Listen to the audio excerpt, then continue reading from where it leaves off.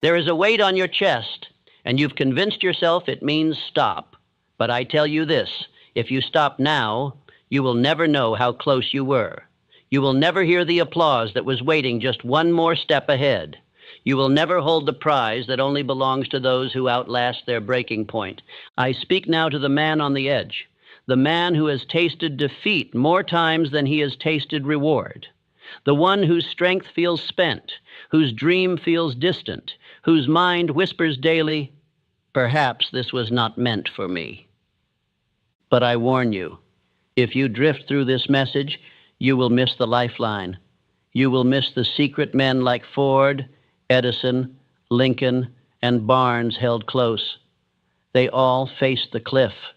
They all heard the voice of surrender, and they all chose to keep going. This is not a speech. It is a resurrection, a revival. If you grasp what I say and obey it in full, you will no longer ask for strength. You will walk in it. This moment will not break you. It will build you. And when it is done, you will not thank the easy days. You will thank the pain, for it showed you who you are. Don't you dare quit now. Not here, not now, not when greatness watches. You must understand this. Pain is not the sign of your downfall. It is the seal of your preparation. If you are feeling the weight, the fire, the agony of effort that seems to bring no reward, it is not because you are broken. It is because you are becoming. And there is no becoming without burning. I have seen with my own eyes the quiet torment behind every great achievement. The public sees the crown, but they never see the crucible. And yet the crucible is where the real man is formed. The crown is merely the consequence. Look no further than Henry Ford. There was a time when he was ridiculed, humiliated, dismissed as a fool who dared to chase a horseless carriage. Before he stood atop an empire of industry, he stood amidst mechanical wreckage, financial setbacks, and the laugh of doubters. They called his first automobile a joke, but it was no joke. It was a seed. And Ford did not judge the seed by the size of its first sprout. He knew that pain was not punishment. It was proof. Proof that he had entered the process that every builder must endure. And because he did not run from it, the world eventually ran to him. You see, pain is not the wall, it is the door. It is not the end, it is the invitation. And yet most men, when they feel its grip, believe they are being cast away. No, my friend, you are being called deeper, you are being refined. You are being stripped of what is shallow so that what is sacred may remain. The weak will always interpret pain as rejection, but the wise, those who have made a covenant with greatness, know that pain is the furnace where identity is forged. It is the honest mirror that reveals what cannot remain and what must rise. If you have ever cried out, "Why is this so hard?" know this. The hardness is your evidence. It means you are no longer walking with the crowd. You are walking toward the crown. It means you are not rehearsing dreams. You are building them. Every ache in your body, every tear behind your eyes, every restless night, it all speaks one message. You are in the process, and the process is holy.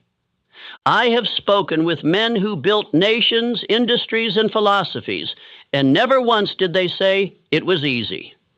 But every one of them, without exception, said this: the pain changed me, the pain revealed me, and the pain gave me the power to endure far more than I once believed I could. Do not despise the struggle. Welcome it. Do not pray it away. Understand it. Do not run from it. Walk through it with the posture of a man who knows what is waiting on the other side. Your dream is not cheap, and it will not sell itself to the casual or the comfortable. It must be purchased in the currency of pain, not forever, but long enough to prove that your desire is not counterfeit. Pain brings clarity. It silences the noise of the unnecessary. When you are in pain, your distractions fall away, your excuses die, your heart speaks louder. That is why pain precedes purpose. It empties the vessel so it can be filled again with intention, with power, with meaning. You have been lied to by comfort. It whispered that you could coast into greatness. But greatness is not something you land in by luck. It is something you crawl through fire to reach. The furnace you feel now is not a tomb. It is a womb. You are not being buried. You are being born. Remember this the next time you are tempted to quit. Your pain is not your enemy. It is your evidence. It is the evidence that something sacred is taking shape. And if you walk away now, you do not spare yourself the pain, you forfeit the prize. You lose not because the process failed you, but because you misread the signs. You thought the ache meant leave, but it meant listen. You thought the resistance meant stop, but it meant step. You thought the silence meant you are forgotten, but it meant you are being formed. And so I ask you now, what will you do with your pain? Will you run back to ease, to comfort, to the prison of predictability? Or will you press forward, knowing that every flame that tries to consume you is actually shaping the steel within you? The greatest men I have known, Carnegie, Edison, Ford, Rockefeller, they were not born with their greatness. It was hammered into them by the blows of life. They bled, they broke, they wept, but they rose. Because they knew the truth that most ignore. Pain does not kill the worthy. It confirms them. You are not being punished. You are being prepared. So rise, not with complaint, but with conviction. Move, not with fear, but with fire. And say aloud, now and daily, until your soul obeys your spirit, this pain is not my enemy, it is my evidence. I am not being punished. I am being prepared. My tears are not signs of weakness. They are the ink of my transformation. I walk through this with eyes wide open and a heart unafraid. The crown I seek is on the other side of the fire, and I will pass through it. There is no greatness without groaning. There is no glory without grinding. And there is no victory without the valley. But if you can stand in your pain without shrinking, if you can move forward even while bleeding, if you can trust that this suffering is not your ending, but your elevation, then nothing, no man, no trial, no delay can stop you. Do not fear your pain. Embrace it. Let it break what is brittle and birth what is bold, for it is not here to end you. It is here to reveal you. Now walk. There is a voice that arrives just before greatness, one quieter than fear, more persistent than failure, and more familiar than the truth itself. It is the whisper of doubt, and unless you understand its nature, it will become your master. Doubt never shouts. It does not come in with chaos or calamity. No, it slips in dressed as reason, as logic, as protection. It will tell you to pause, to delay, to wait for a better time, to seek more proof. And if you listen, if you begin to entertain its voice, it will not stop until your dream is a corpse. You must know this. Doubt always precedes elevation. Not sometimes, always. The moment a man steps toward his purpose, he will feel the pull of retreat, not because he is weak, but because he is worthy. The closer you walk to your divine appointment, the more violently doubt will plead with you to turn back. It is the final guardian before the gate of greatness. Do not mistake its presence for a curse. Do not believe for 1 second that doubt's arrival means you are lost. Quite the opposite. It means you are near. It means the summit is closer than you imagined. It means the next door, the one that leads to your promotion, your calling, your transformation, is only one decision away. Consider Thomas Edison. Over 1,000 failures, 1,000 unanswered attempts, but never once did he allow doubt to have the final word. He did not quit after the 10th failure, or the 100th, or the 900th. He kept moving, kept adjusting, kept believing, because he did not consult doubt. He commanded it to silence. I asked him once how he endured so many defeats. He smiled and said, "I never failed." I simply discovered 1,000 ways that did not work. That is not the voice of fear.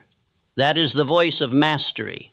That is the man who has murdered doubt by sheer movement. That is the man who has placed obedience above outcome. Most men are not defeated by the world. They are defeated in the silent courtroom of their own minds. They wake with resolve and sleep with regret. not because the world was cruel, but because they allowed hesitation to become habit. They permitted the whisper to grow louder than their will. But understand this, doubt is not your enemy, not if you know how to handle it. Doubt is the bell that rings before the door opens. It is not meant to be obeyed, it is meant to be outrun.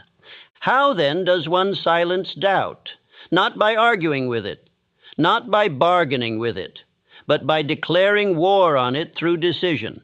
For doubt cannot survive in the presence of daily declarations. It dies where conviction lives. Speak your aim aloud, every morning, every night, with intensity, with clarity, with reverence. When you wake, declare, I decide, and doubt dies. When you prepare for your task, affirm, the voice of purpose speaks louder than the voice of fear. You must train your subconscious mind to respond not to feelings, but to commands. The man who commands his mind will never be a servant to his moods. This is why I have long taught the power of autosuggestion. It is not repetition for repetition's sake, it is reprogramming. The mind left untrained will default to fear, to survival, to shrinking. But the mind, properly trained, becomes a furnace, a forge, a fire that burns every lie that says you cannot. Each time you say I can, you pull a brick from the wall of doubt. Each time you act in spite of your hesitation, you build the bridge to your breakthrough. But it is not enough to speak once. It must become a ritual. Decision must become your first language. Doubt cannot cohabitate with discipline, and it certainly cannot coexist with movement. You were not designed to live in second guessing. You were formed in certainty. That is why doubt feels so unnatural, because it is not your native tongue. Have you ever noticed that the moment you commit, truly commit, the fear weakens? That is no accident. The spirit responds to certainty like a flame responds to oxygen. When you decide, heaven opens, provision appears, strength arrives, the clouds begin to part, not because the world has changed, but because you have changed your posture. You must stop waiting to feel ready. You must stop waiting for the doubt to pass. It will not. You must walk through it. You must teach your feet to move while your mind is unsure. That is how you dominate. That is how you rise. You are not cursed. You are not behind. You are on course. The doubt is simply the echo of your old self begging you to return. Do not heed it. Do not entertain it. Let it die in the silence of your progress. You are building something eternal, and eternal things always attract the temporary cry of resistance. Let me remind you of this truth. Faith is not the absence of doubt. It is the command to move in spite of it. You are not required to feel fearless. You are required to be faithful. And faith is not emotion. It is execution. Let today be the day you stop negotiating with your hesitation. Let today be the day you refuse to let the whisper win. Let today be the day your voice returns, your backbone strengthens, your vision stands upright once more. And let these declarations become your armor. I decide, and doubt dies. The voice of purpose speaks louder than the voice of fear. I do not consult weakness, I command strength. My future listens to my footsteps, not my feelings. Every step I take silences the voice that said I couldn't. Doubt is loud only when destiny is near and destiny is standing at my door. Let the others hesitate, let the crowd pause, let the average wait for the stars to align, but not you. You move, you decide, you break the spell of indecision. And when the doubt returns tomorrow, as it always does, you will be ready. You will meet it with a voice louder than its whisper, with feet swifter than its warning, with eyes fixed not on fear, but on fire. You were not made to doubt. You were made to dominate. Walk accordingly. The man who plants a dream and expects a harvest by nightfall is not a dreamer. He is a fool. He has misunderstood the divine law that governs every creation, that all growth begins in silence, in stillness, and in the sacred place of invisibility. The seed must go underground. It must disappear before it rises. And so must your vision. We live in an age not of too little ambition, but of too little patience. The modern man cannot endure silence, cannot abide obscurity, cannot withstand the necessary season where nothing seems to move, but everything is taking root. And so he digs up the seed he planted just days before, declaring that it was dead, that it did not work, that his effort was wasted. But he was not witnessing death, he was interrupting birth. Understand this once and for all. The most sacred season of your success is the season when nothing seems to happen. The invisible stage, the quiet months, the long days without applause, the hours spent building what no one else sees and no one else claps for. That is not failure, it is formation. That is not delay, it is design. And if you cannot endure that part of the process, you are not yet worthy of the prize. Do you suppose Andrew Carnegie stood atop steel empires the day after he wrote down his intentions? Do you believe that the great leaders of industry, influence, and innovation simply declared their aims and watched as the world obeyed them overnight? Carnegie's plans were born in silence. He sat with pen and paper and intention. He built in solitude. He envisioned in secret. He worked while others mocked and planted while others partied. And in time, not in haste, the harvest came. But only because he refused to dig up the seed to prove to others it was still alive. A great tragedy of the modern man is that he demands visible confirmation for invisible work. He wants instant validation, and when it does not come, he doubts his worth. But hear me clearly. Just because the world does not clap does not mean heaven is not watching. Just because your peers do not understand does not mean providence has not assigned you. You must learn to love the soil. You must learn to trust the quiet. The dream that cannot withstand silence is not yet strong enough for celebration. The seed must be buried before it rises. That is the law. Not one man can escape it, not even you. You must plant your dream beneath layers of routine, of sacrifice, of sweat, of solitude, and you must leave it there, not abandoned, but protected, not forgotten, but believed in. You must show up day after day, not to uproot, but to water, not to question, but to tend. For it is the quiet man who becomes the loudest victor. But let me make something clear. Patience is not passivity. Waiting is not weakness. To sit in silence and still believe, to move without applause, to labor in obscurity with the faith of a man who has already won, that is power of the highest form. That is mastery. That is the steel spine of the man who becomes legendary. If you require the world's permission to believe, you will never be more than what the world allows. But if you can labor while unseen, if you can declare the dream even while others sleep, if you can praise the process while the fruit is still buried, you will unlock a strength that the impatient man will never taste. And so I ask you, what seed have you planted? And more importantly, are you willing to guard it through the drought? Are you willing to suffer the silence, to tend the field even when all you see is dirt and dust and delay? Your dream is not dead, it is developing. Your vision is not forgotten, it is being fortified. Your promise is not postponed, it is being prepared. But only if you stay long enough to see it rise. Only if you stop measuring success by public confirmation and begin measuring it by private obedience. The seed was never about speed, it was about surrender. The surrender of your timeline, the surrender of your need to be seen, the surrender of your addiction to praise, and the full embrace of the law of growth. I have seen many men abandon the field 1 week before the sprout. I have watched builders turn away, declaring it was over, not realizing that one more act of belief, one more morning of movement, one more week of watering would have ushered in the harvest. But they left, they quit, and they buried their own destiny. You will not be one of them. No, you will water your seed daily. You will show up in faith, in discipline, in patience. You will stop asking when the harvest comes and begin asking who you must become so that when it arrives, you are worthy to gather it. And so I charge you, wake each day and say to yourself, though I see no fruit, I am not forgotten. Declare with boldness, though the field is quiet, I am fully engaged.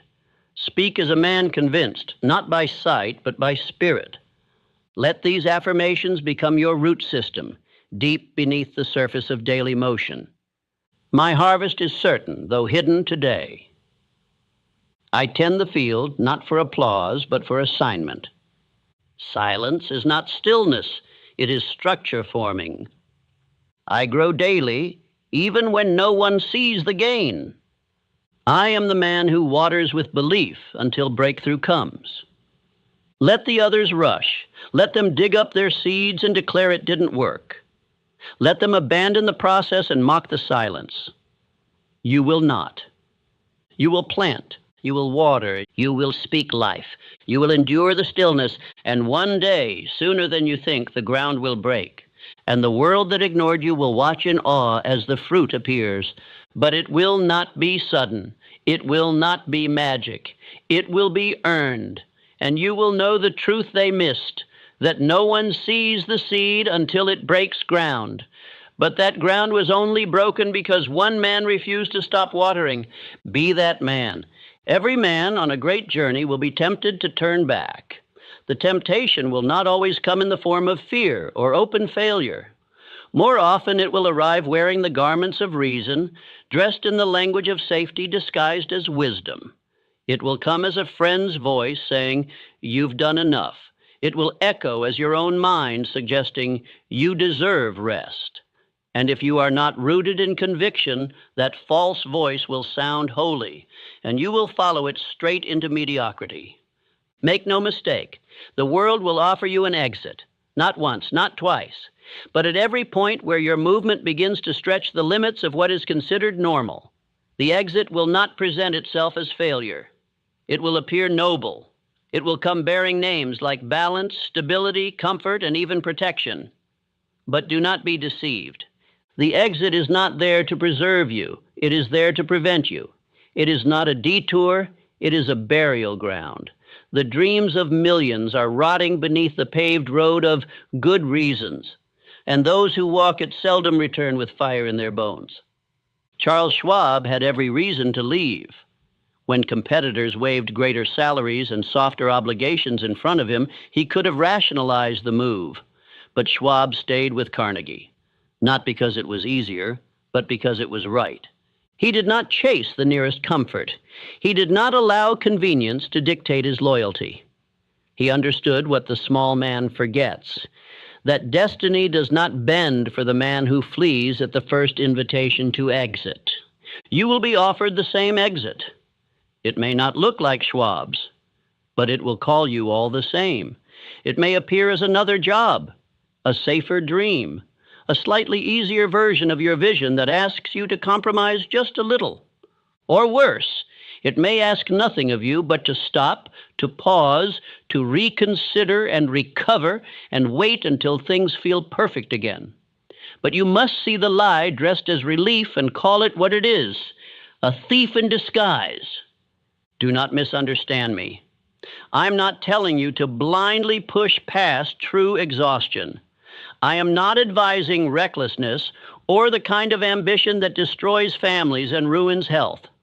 But I am warning you against a far more common sickness, the slow death of conviction through chronic compromise.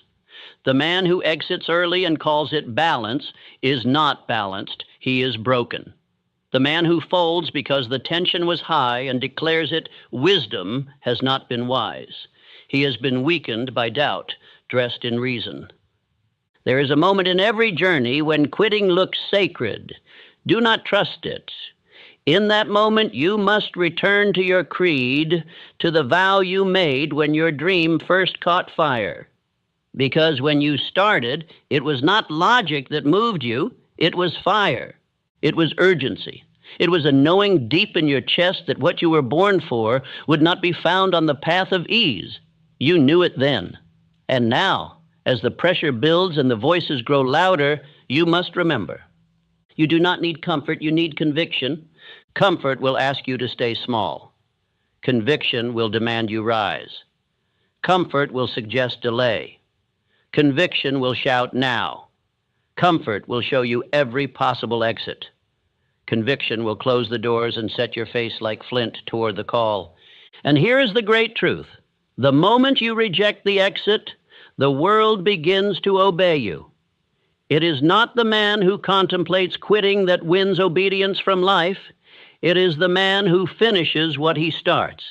The earth respects resilience. It opens its gates not to the curious, but to the committed.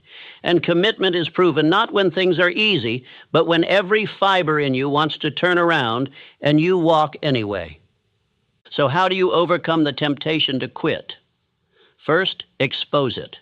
Name the exit for what it is. Say aloud the lies it offers. If I stop now, I'll protect my peace. If I walk away, I'll be safer. If I take the easier road, I can always return later. Say it aloud. Hear the cowardice in it. Then ask yourself, what will quitting cost me?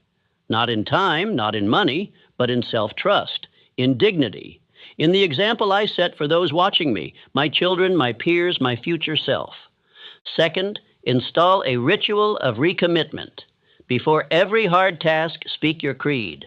Write one sentence that will carry you through the storm. It need not be long, it must only be true. Something like, I was not made to pause, or I complete what heaven assigns.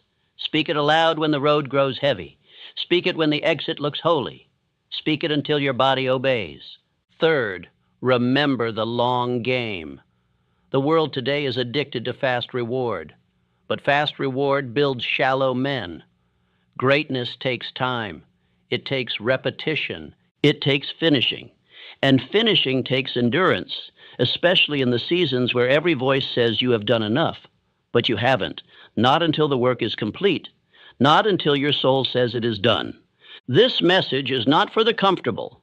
It is for the weary, for the builder who is 10 bricks deep and already feels the weight, for the man who once believed fiercely, but now stares at an exit door and wonders if he was ever meant for this. And to him I say this, do not walk through that exit. Do not take the trap. Do not hand over your crown for a moment of false relief. Finish what you start.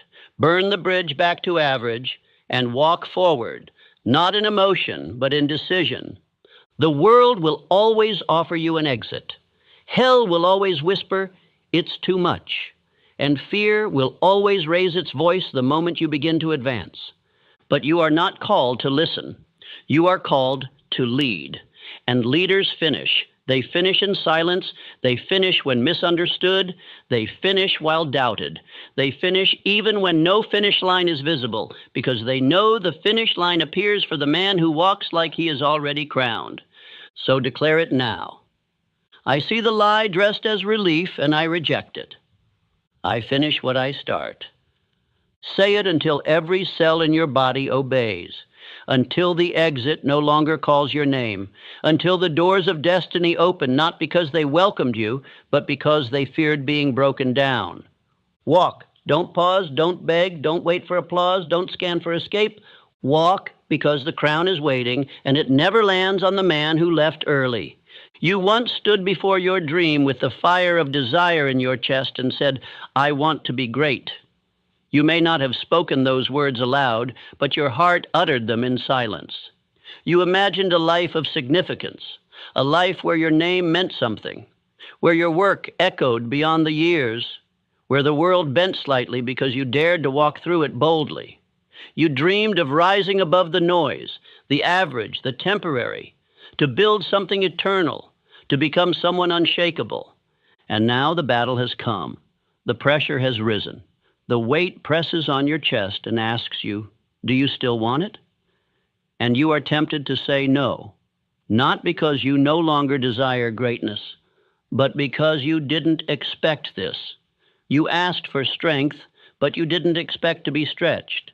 You asked for mastery, but you didn't expect to be stripped. You asked for purpose, but you didn't expect to bleed. Let me speak to you plainly, as one who has studied the invisible laws that govern destiny.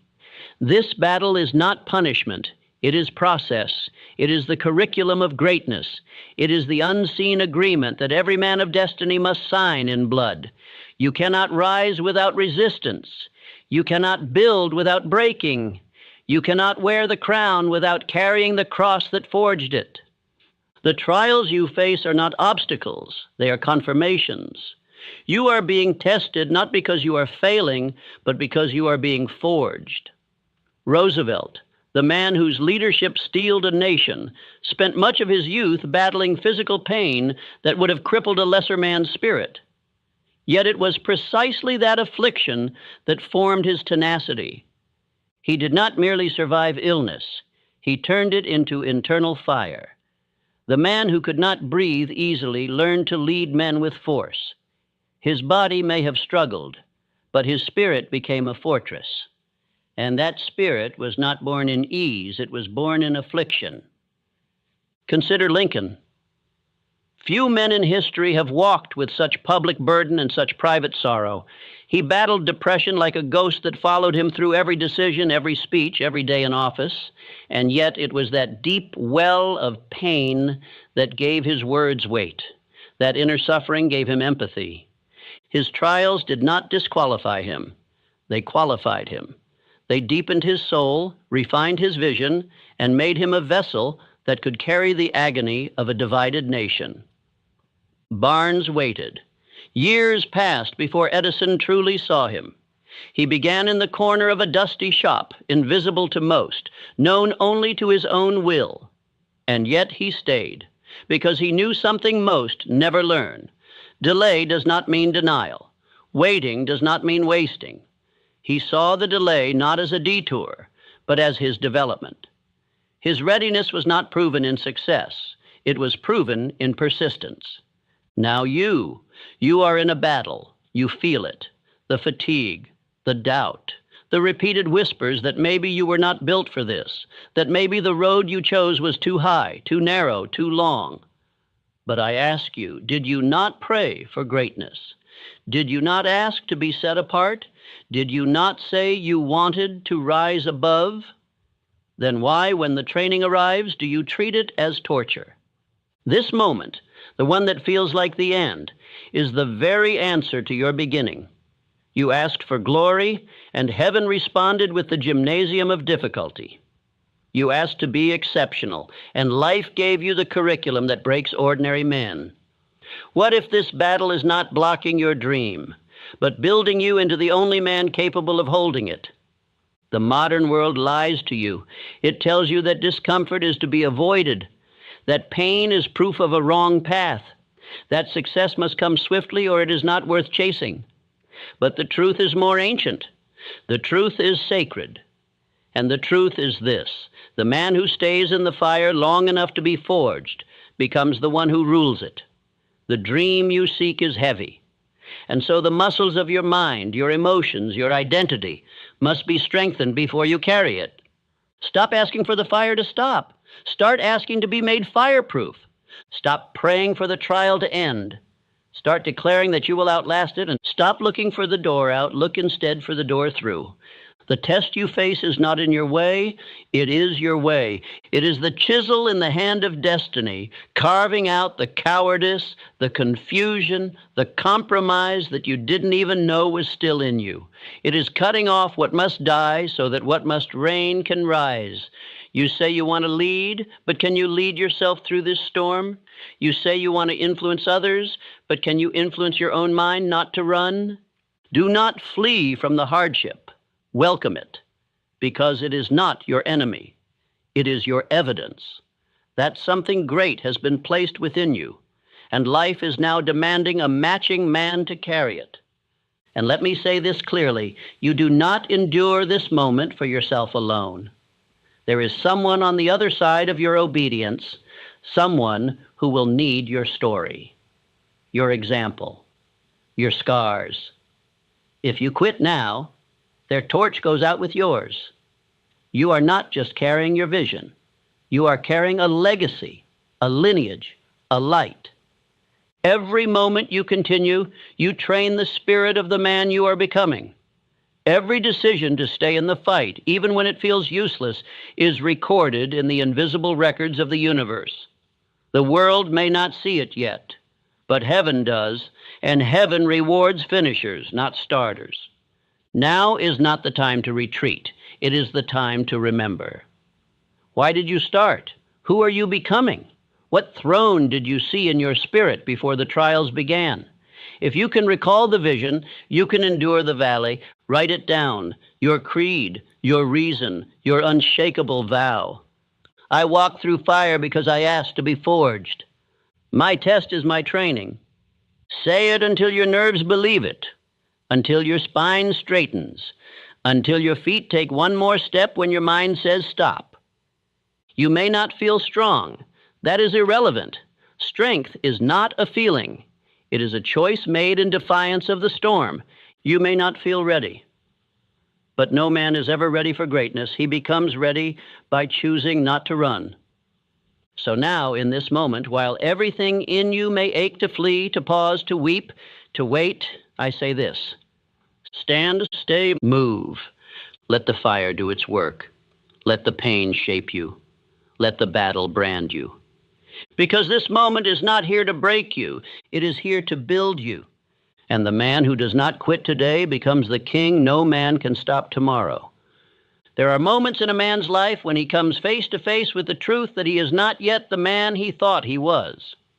These moments rarely arrive when skies are clear and applause is loud. No, they arrive when the storm rises, when the light is gone, when the crowd has scattered and only silence remains.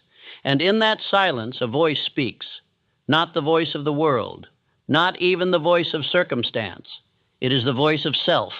It is the whisper that says, now we will see who you really are. Understand this: identity is not shaped in comfort. Identity is not formed in days of ease. No man has ever become who he was born to be in seasons where everything went according to plan. Identity is the residue of decision. It is the after effect of choice made in the furnace of adversity. Easy seasons may reward you, but they will not refine you. Only difficulty possesses the authority to sculpt your name into the eternal. Look at any great man in history, and you will not find his story of strength written in celebration, but in challenge. Henry Ford was not shaped when the Model T conquered the market. He was forged when he was laughed at, bankrupted, and ridiculed. He was mocked for defying the horse, dismissed for imagining machines that ordinary men declared impossible. But he walked forward anyway. The public did not believe in him, but his identity was not for sale. He walked in the name of vision, not validation. That is the secret every builder must learn. You are either becoming a man who folds or a man who finishes. And that decision is made not in speeches, not in intentions, but in the cold mornings where you rise without praise, in the nights where failure looms larger than faith, in the seasons where the world offers you every excuse to quit, and you whisper to yourself, not today. You may think identity is a gift handed down from birth or environment, but that is a lie dressed in elegance. Identity is chosen. It is declared. It is built, not found, and it is built in the hours no one sees. Every time you speak who you are, especially when life tries to contradict it, you etch it deeper into your soul. If you are silent when pressure comes, the world will define you. But if you speak, the storm must submit. Every man has within him the right to declare himself. This right is not reserved for the rich, the noble, or the famous. It belongs to the decided. Say it with me now. I am not my past. You must repeat it not once, but daily. I am not my pain. The body may be weary. The emotions may tremble. But your declaration of self must remain firm. The soul must speak what the body doubts until the body obeys. Your pain does not have permission to name you unless you surrender your voice. The names you accept are the names that shape your life. Are you tired? Then declare, I am endurance in motion. Are you doubting? Then declare, I am faith on fire. Are you lost? Then declare, I am the man who finds his path by walking through the storm. The world will tell you that affirmations are weak. Let them mock. The ones who mock the loudest are often those who have surrendered silently. Ford, Edison, Lincoln, none of these men were crowned because of comfort. They were crowned because they refused to be renamed by resistance. Edison was not known for his failures, though he had thousands. He is remembered because he would not stop until his vision became visible. Not one of his inventions ever birthed itself in ease. He forged his name through repetition, through ridicule, through relentless motion. Identity is not a moment, it is a muscle, and muscles are not formed by thought, but by resistance. Each time you face the hard thing and refuse to run, you become stronger, not only in body, but in name. Each time you move when motivation is absent, you deepen your spiritual footprint on the earth. You begin to walk as one whose roots cannot be shaken. That is what the world fears. Not the man who tries once, but the man who keeps rising, the man who refuses to fold, the man who will not be renamed by circumstance. Let me give you now the 5 affirmations that must become your armor, your sword, your shield. These are not words to entertain, they are words to become. I am the man who keeps going when others sit down. I am the voice of decision in the face of doubt. I am not shaped by ease, I am revealed by endurance. I am fire dressed as flesh, unyielding, unbreaking, unafraid. I am the author of my name, and today I write in bold. Say them aloud, every morning, every night. Every moment resistance tries to rename you. Do not think you can whisper your identity and expect the world to bow. Speak it with fire, with conviction, with the finality of one who has already seen the crown and decided he will wear it. This part of your journey, the one that feels most unclear, is the very proving ground of who you will become. You do not need more signs. You do not need more certainty. You need one thing, to declare who you are until your life has no choice but to agree. Let others quit. Let others break. Let others negotiate with difficulty. You are not others. You are becoming a man the world has not yet seen. Not because you are better, but because you are obedient to the fire, to the assignment, to the identity written in your spirit before the world handed you fear. Walk now as if your name is sacred, because it is. There is a quiet deception that infects the spirit of many men, not in the form of sin, not in the form of evil intent, but in the form of hesitation. It is the soft, subtle voice that says, wait just a little longer. Think it through again. Make sure you're ready. And while it sounds like wisdom, it is cowardice wearing a mask. The world is not waiting for the man who contemplates forever. It is already opening doors for the one who moves. For the law of life is this: heaven does not promote the undecided. You may think your dream is delayed because of timing. You may believe the opportunity is not yet ripe, or the right people have not yet arrived.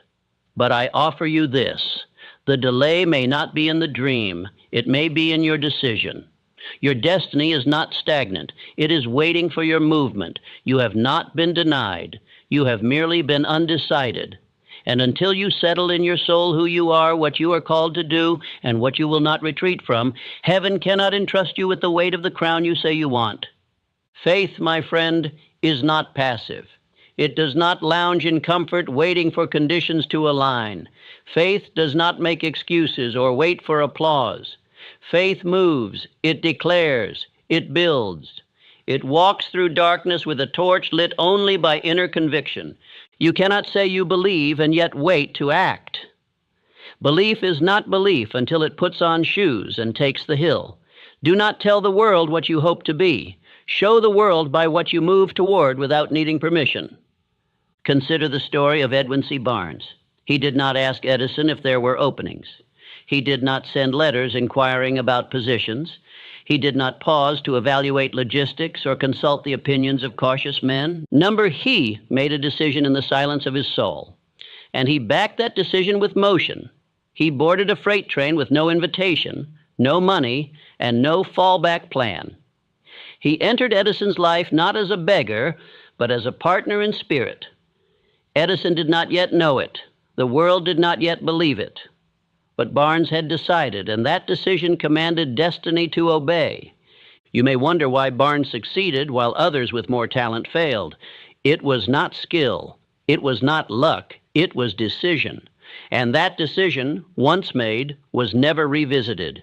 He burned the option to retreat. He burned the idea of reconsideration. And because of that, life eventually bowed. That is the lesson. The man who moves without wavering becomes the man who receives without delay. There is a law I have taught and lived by, a law that never fails. Act now, adjust later.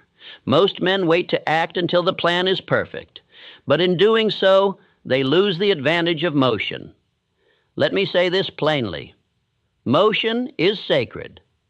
The man who moves, even with a crude plan, accomplishes more than the man who perfects and pauses. God does not bless the perfect.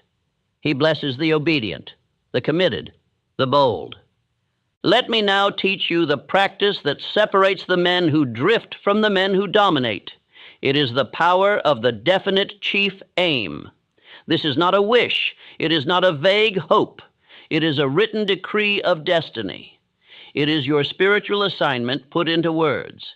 And when declared daily, believed deeply, and acted upon without delay, it becomes the blueprint that builds your future with terrifying speed. To create it, ask yourself 3 questions. What do I want? Who must I become to receive it? And what am I willing to sacrifice to attain it? The answers to these questions must be written clearly, spoken aloud daily, and engraved into your schedule with discipline. This aim is not negotiable.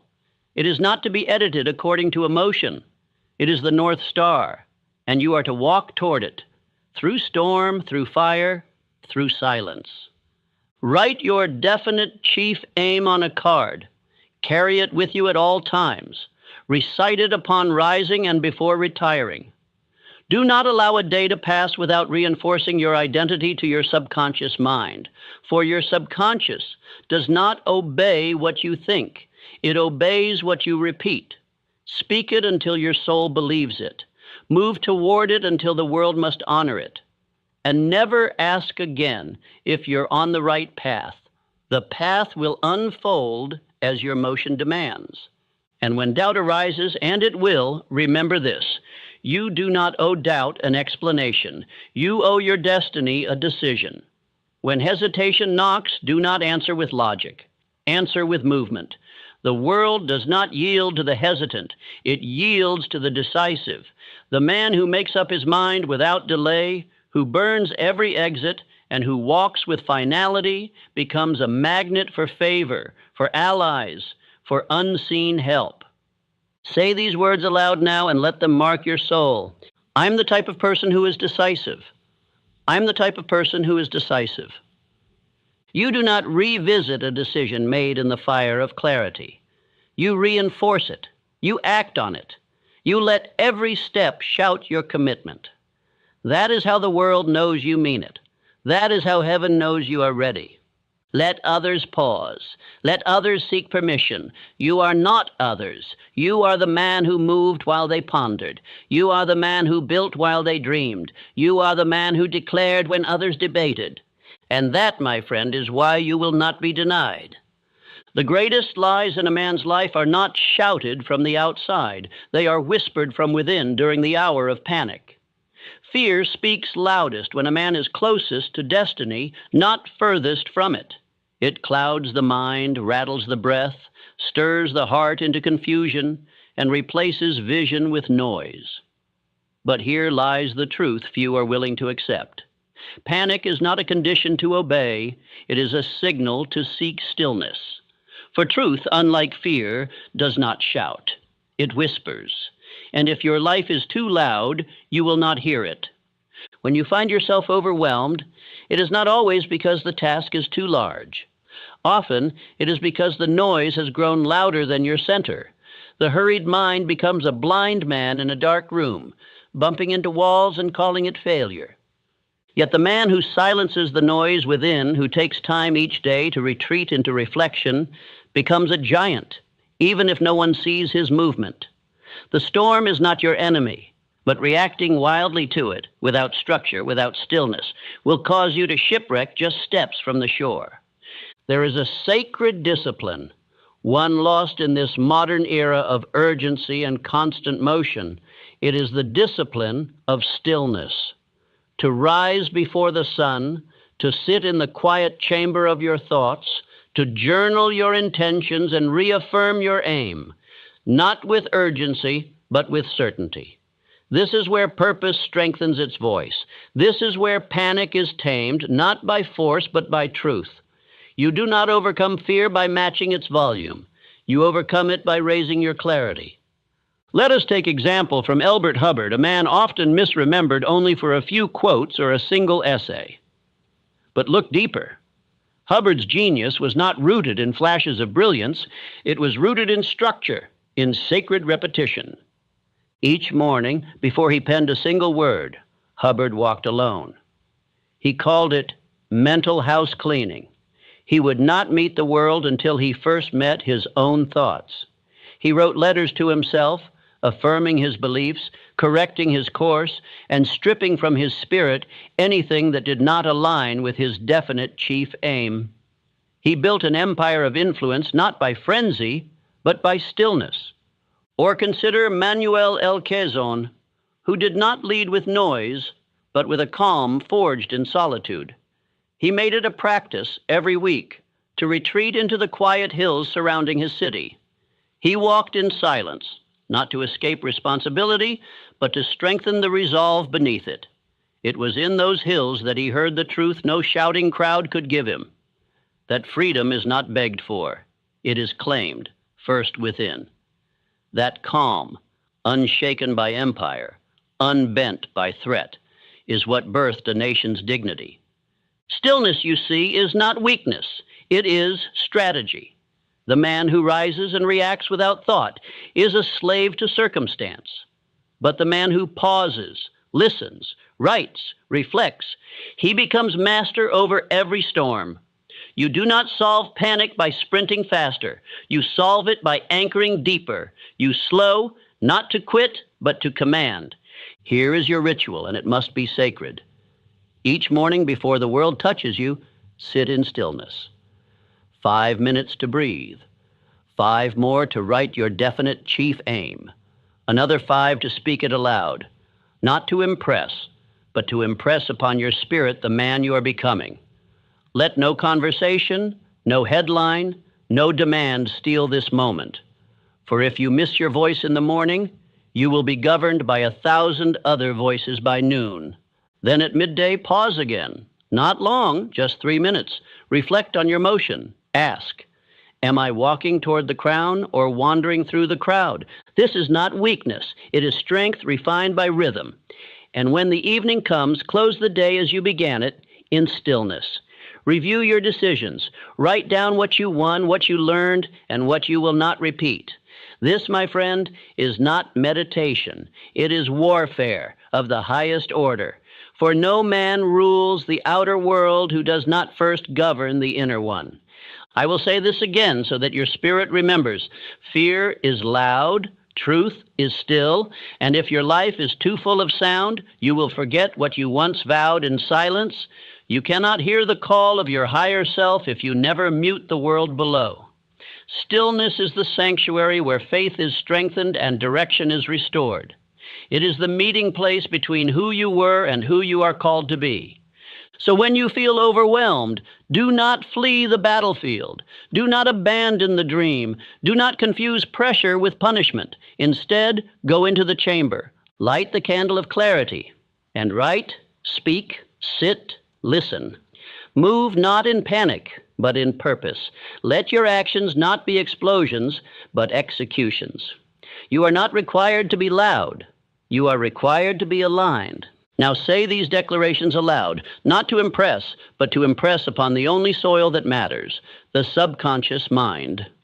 I obey the whisper, not the world.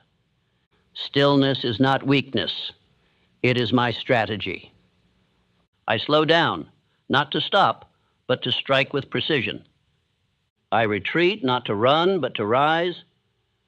I am not a servant of chaos. I am a commander of calm. These are not just words. They are weapons. Use them when the pressure mounts. Use them when confusion creeps in. Use them when the world tells you to hurry and your soul tells you to hold. The man who finds truth in stillness cannot be shaken by noise, and the man who commands his morning cannot be conquered by his day. You believe you are being broken, but you are being built. You feel like you are being punished, but you are being purified. This is the great deception of growth. It often looks like loss. Most men quit, not because they lack the strength to continue, but because they mistake progress for punishment. They misread the fire as failure.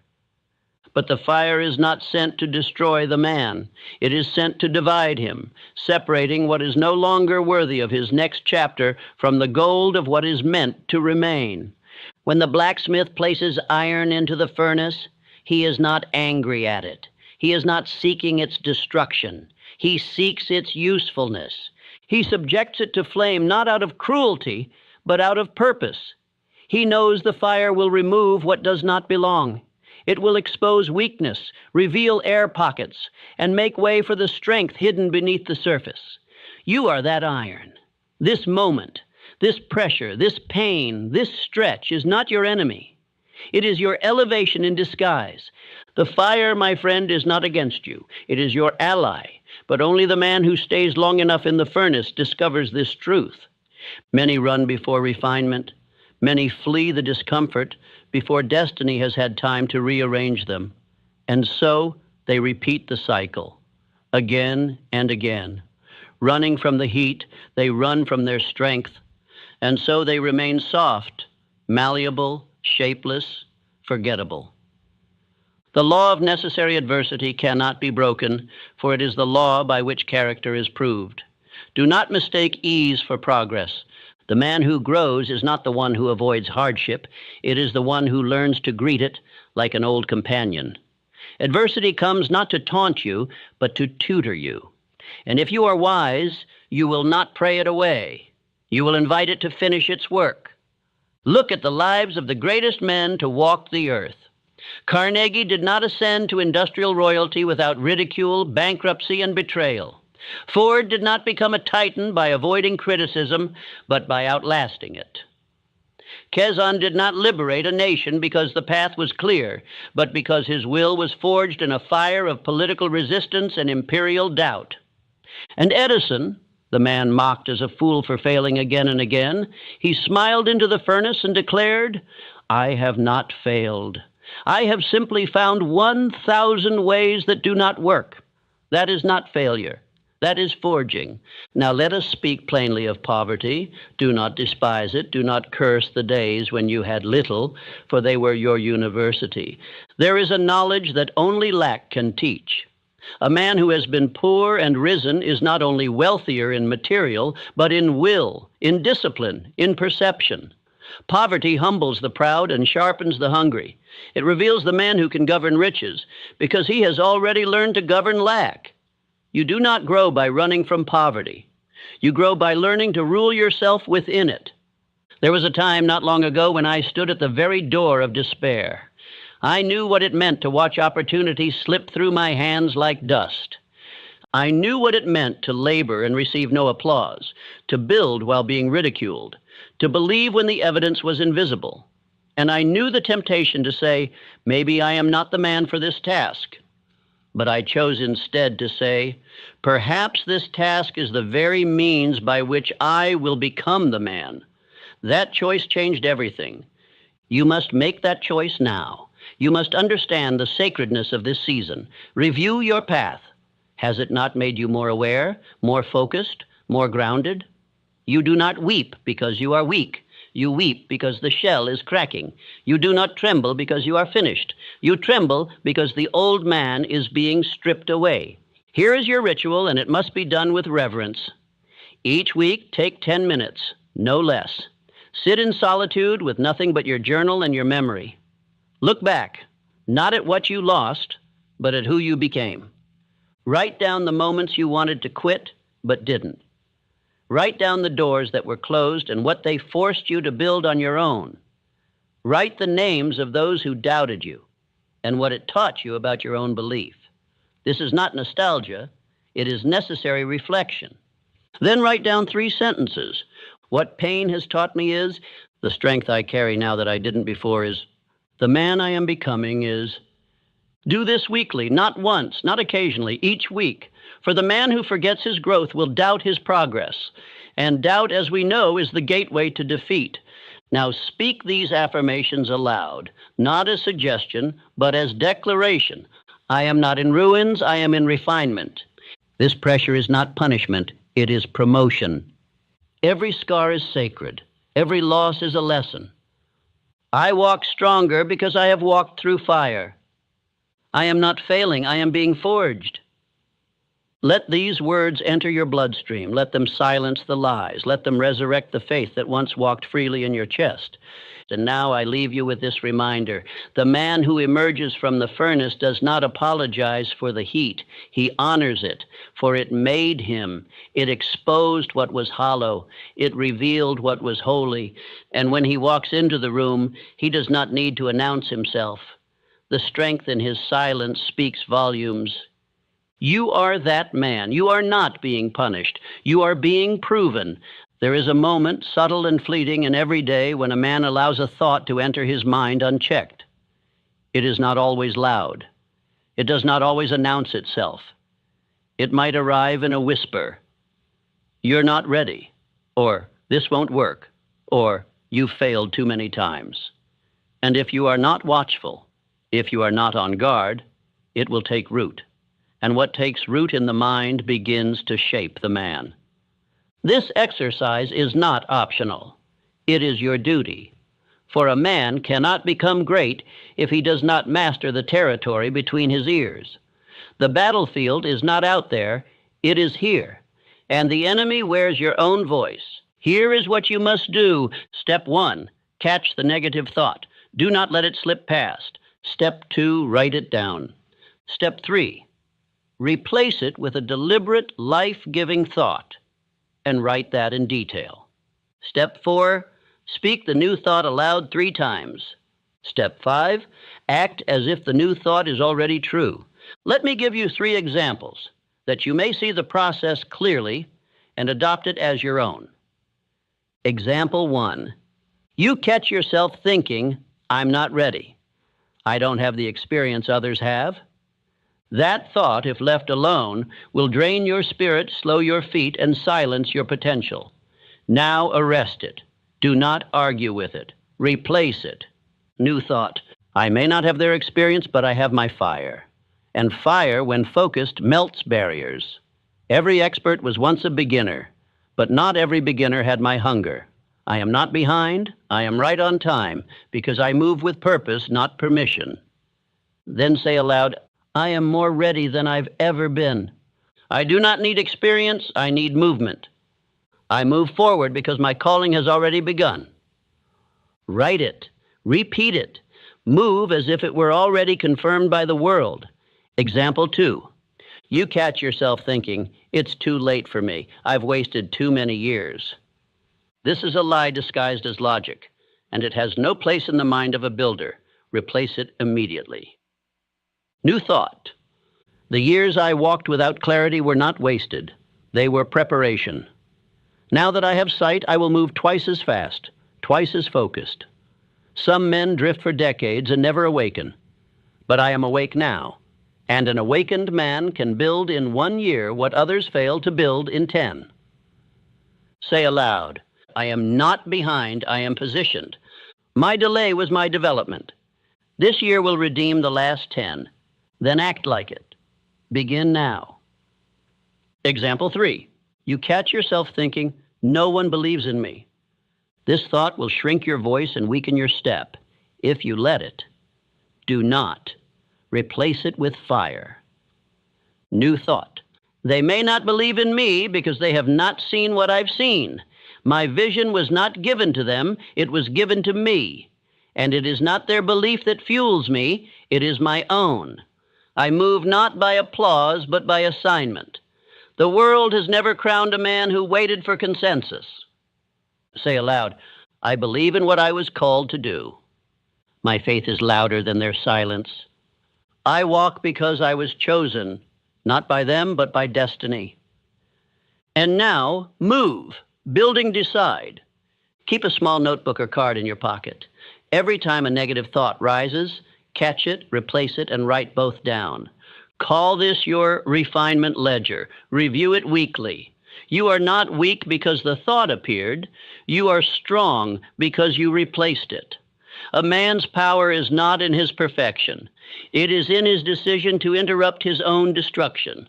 Repeat this exercise for 21 days. At the end, you will not recognize the man who once believed those lies, because that man will be gone, and the man who remains cannot be stopped. There is a man walking among us. You will not find his statue in the town square. His name may not be listed in school books or carved into granite, but his life was written into the ledger of heaven. He is not famous because he shouted. He did not draw attention through theatrics or thunder. No, he built, quietly, steadily. While others complained, he completed. While others turned back, he pressed on. And while others waited for the applause of men, he listened only to the fire inside his spirit and obeyed. This man felt everything you have felt. He knew fatigue. He knew fear.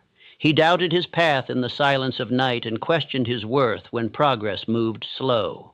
There were days he was unseen, days he worked without reward, days he bled in places no one would ever praise, but still he did not stop. He did not wait for perfect energy or perfect clarity or perfect timing. He did not say, let me rest first, or let me wait for the world to notice. He moved because movement was his mission. He endured not because he was void of pain, but because he had decided that pain would not void his promise. He remembered why he began. He remembered the fire that woke him when others slept. He remembered the vow he made to himself in secret, the oath that no man heard but that heaven recorded. And in the darkest hour, when quitting wore the disguise of wisdom and escape was dressed as relief, he stood still, breathed deep, and said silently, no, not this time, not this battle, not this dream. I will not bury what was planted in me simply because the world has not yet clapped. I will finish what I began, even if I must crawl to the line, even if no one watches, even if no one understands. His strength was not born of talent. It was born of refusal. He refused to hand his life over to fatigue. He refused to make quitting acceptable. He refused to let fear sing the final note. Instead, he chose silence and endurance. He chose commitment in secret over comfort in the crowd. He chose to rise without a cheer and to lead without a crown. He kept going.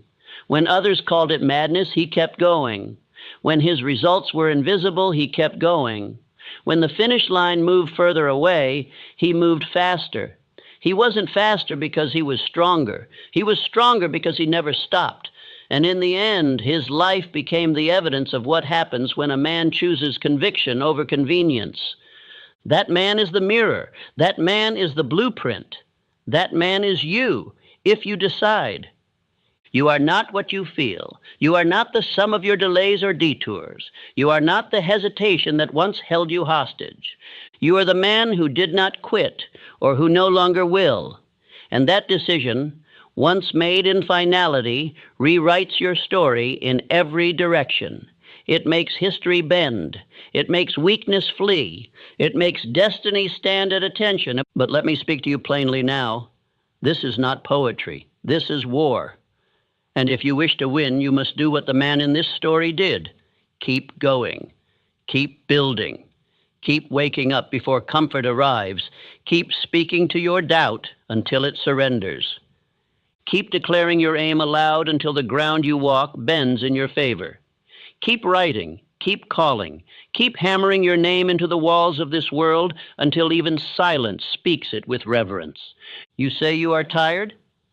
Then walk slowly, but do not stop. You say you are uncertain? Then declare faith until it becomes fact. You say the world has overlooked you? Good. Let your greatness be built in quiet, so that when it speaks, no man will be able to silence it. And when the whisper comes, just wait, turn back, it doesn't matter. Remember this, the man who did not quit heard the same words, but he didn't listen. He walked past them, and they never followed him again. This speech is not meant to motivate, it is meant to resurrect. And if something in you has been sleeping, some vision, some fire, some battle you abandoned long ago, it is time to rise, to return, to reclaim. You are the man who did not quit, and because of that, the crown is already yours. Repeat this message daily if you must. Speak it aloud. Walk it out. Build from it. Let the man you become be the answer to every doubt that ever whispered against you.